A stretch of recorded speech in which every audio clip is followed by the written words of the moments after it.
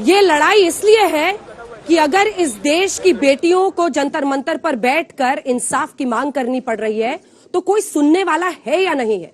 इस देश का कानून कहता है कि अगर एक भी बेटी यौन उत्पीड़न का आरोप लगाए तो फौरन एफआईआर दर्ज हो। लेकिन ये ब्रिजभूषण शरण सिंह आखिर चीज क्या है? एक आम आदमी की आत्मा जाग गई है। बाद में फोन करूंगा। आप क्रोनोलॉजी समझ लीजिए। विनेश, मैं पूरे परिवार को तुझे जानता हूँ, सुबह दिन रात नहीं देख सकता हूँ। वरना एकता करो, हफ्ते 10 दिन के बाद मम्मी बहनें सब मेरे यहाँ बैठूंगा, बैठ देगा आधे घंटे कौन लोगों के साथ। Thank you sir. कोचिज जो कैंप में लड़कियां होती हैं उनके साथ में बातचीत करवाते हैं लड़कियों की, शोषण करवाने के लिए ही। और अध्यक्ष जी ने खुद पता नहीं कितनी लड़कियों का शोषण किया। आज तक हरासमेंट हुआ या नहीं हुआ? हाँ। कतई नहीं हुआ, कतई नहीं हुआ। एक भी सामना कर दे तो मैं फांसी पर लटक जाऊंगा। आप सबको पता है, बहुत सारे जर्नलिस्ट लोग जो स्पोर्ट्स को कवर करते हैं उनको पता है कि कितने पावरफुल वो है, कितने बार के वो एमपी हैं, पैसा उनके पास है, पावर में वो बैठे हैं, पावर पोजीशन पे बैठे हैं। तो हम एथलीट को मतलब यही कि वो पहली बात तो हमारे पास धमकी आती है छोटी छोटी चीजों के लिए कि आपको जान से मरवा देंगे। मेरे जीवन में मेरे हाथ से एक हत्या हुई है। लोग जो कुछ भी कहें, मैंने एक हत्या की है। रविंदर को जिस आदमी ने मारा है, मैंने हाथ छुड़ा करके और उसको तुरंत राइफल से उसके पीठ पर रख करके मार दिया और मर गया। इस वक्त मैं जंतर मंतर पर हूं, जहां पर देश के तमाम नामी गिरामी और अंतर्राष्ट्रीय पदक विजेता पहलवान धरने पर बैठे हैं। इनका आरोप है कि भारतीय कुश्ती महासंघ के अध्यक्ष ब्रिजभूषण शरण सिंह के खिलाफ इन्होंने जो गंभीर आरोप जनवरी महीने में लगाए थे, उसको लेकर जो कमेटी बनाई गई थी, उसकी जो रिपोर्ट है वह निष्पक्ष नहीं है। आप तानाशाही कर रहे हो, आप थप्पड़ मार रहे हो, आप गालियां दे रहे हो खिलाड़ियों को, सब सहन करते करते करते एंड में मतलब जूनियर बच्चे हैं। मैं क्या बताऊं, कैडेट में जो बिल्कुल 14-14, 13-13 साल की जो लड़कियां बिल्कुल नई नई आती हैं, जिनको पता ही नहीं है लाइफ में क्या है, उन लड़कियों के साथ में गलत हरकतें करना है, ऐसे उनको उनका शोषण करना, वो चीज़ें मतलब मैं बता रही ना, एक अलग ही लेवल पे पहुंच रही थी। जंतर मंतर पर जो पोस्टर टंग रहा है उसमें 38 मामलों की सूची बनाई गई है। ज्यादातर मामले अयोध्या, फैजाबाद, नवाबगंज के थानों में दर्ज हैं।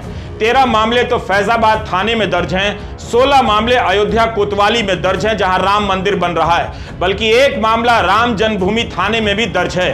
30 और 35 नंबर पर लिखा है कि ब्रिजभूषण सिंह के खिलाफ गैंगस्टर एक्ट दर्ज हो चुका है। हत्या की कोशिश से लेकर आर्म्स एक्ट के तहत मुकदमे दर्ज हैं। इस सूची को देखकर लगता है कि शायद ही ऐसी कोई संगीन धारा बची हो जिसके तहत ब्रिजभूषण सिंह के खिलाफ मामला दर्ज नहीं हुआ है। आज तक उनके मामले में सजा नहीं हुई है। एक नाबालिग समेत 7 महिला रेसलर्स की शिकायत के बाद बामुश्किल कुश्ती संघ के अध्यक्ष ब्रिजभूषण शरण सिंह के खिलाफ पॉक्सो एक्ट और यौन शोषण का केस दर्ज हुआ। बावजूद इसके बीजेपी सांसद अभी तक जेल से बाहर हैं। नियम कहता है कि पॉक्सो एक्ट के तहत दर्ज केस में पुलिस सबसे पहले आरोपी को गिरफ्तार करती है और उसके बाद जांच को आगे बढ़ाती है। इस वीडियो को देखकर कौन कह सकता है कि एक दिन पहले सुप्रीम कोर्ट के आदेश के पहले ही इनके खिलाफ पॉक्सो एक्ट के तहत एफआईआर हुई है और एक और मामले में एफआईआर हुई है। फूलों से लदे सांसद जी के इस वीडियो को आप जंतर मंतर पर बैठी महिला खिलाड़ियों के संघर्ष के वीडियो के साथ देखिए तो पता चल जाएगा कि इस देश में न्याय की हकीकत क्या है, राजनीति की हकीकत क्या है। किसी लड़की को बंद कमरे में बुला के उसको पकड़ लेना, जबरदस्ती उसके साथ में कुछ हरकत करने की कोशिश करना। आप मीडिया वाले लोग भी हो, पूरा देश सुन रहा होगा शायद हमको। मैं पूछना चाहती हूँ कि वो क्या है, वो सेक्सुअल हरासमेंट है या वो क्या है? लेकिन जो चीज़ें हमें जो आश्वासन दिया गया उस पर कोई कार्रवाई नहीं है। लेकिन अब की बार आश्वासन पे नहीं, हम कार्रवाई पे यहाँ से उठेंगे। मैं अपराधी बन करके इस्तीफा नहीं दे सकता और इस्तीफा इनका लक्ष्य नहीं है। क्या आडवाणी जी अपराधी थे जब उन्होंने इस्तीफा दिया? देखिए, वो अलग प्रकरण था, ये अलग प्रकरण है। यहाँ सीधे चरित्र हनन का प्रयास किया गया है। ये पहले कहते थे 100 बच्चों के साथ हुआ, अब कहते हैं 1000 बच्चों के साथ हुआ। क्या मैं शिलाजीत की रोटी खाता था रोज? अब आपने कह दिया कि आप इस्तीफा दे देंगे, प्रधानमंत्री जी कहते हैं आपको, गृह मंत्री अमित शाह जी कहते हैं, जेपी नड्डा कहते हैं, आपने पार्टी को धर्म संकट में डाल दिया। क्यों धर्म संकट में डाल दिया?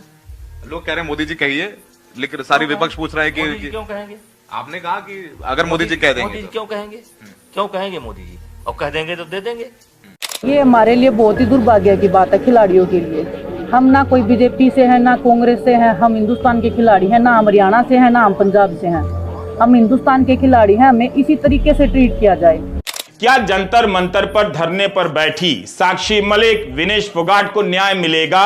आपको तय करना है कि भारत फूल मालाओं वाले सांसद को अपना सपना बनाना चाहता है या धूप में तप रही इन लड़कियों को।